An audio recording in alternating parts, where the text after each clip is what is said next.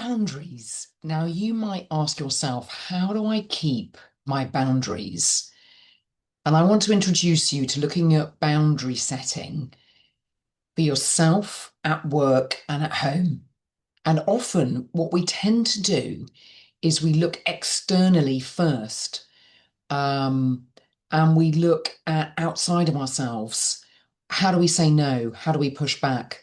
And what I want to do today is just to guide you to look inside yourself at where are you perhaps overriding your own needs before even anyone asks. Yeah. So let's look at the word boundary, first of all.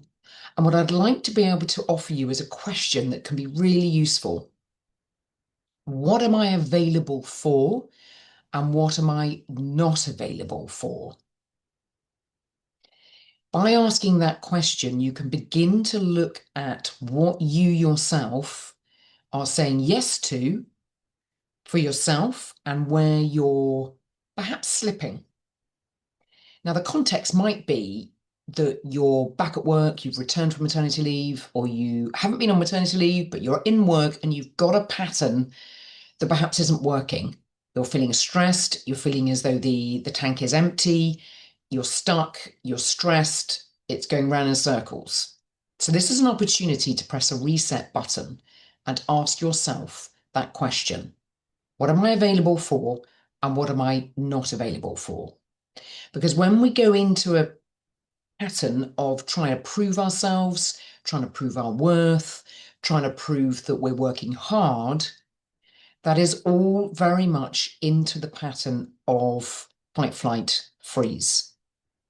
So let's look at that inner boundary. Maybe start to ask that question, can I pause now long enough to be able to find out actually when do I want to be available?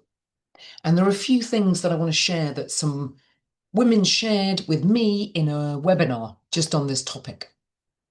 So first of all, plan ahead. When are you available when you're not available? So rather than saying no, that's point one.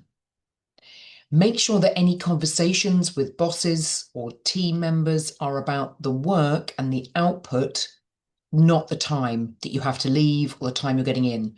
So when's the work going to get done? How are you going to get the work done? Which might be different. To focus on that output. And the final thing is really that that mindset shift, not to saying no, but asking yourself that question. When am I available and when am I not available? And getting very clear with yourself first.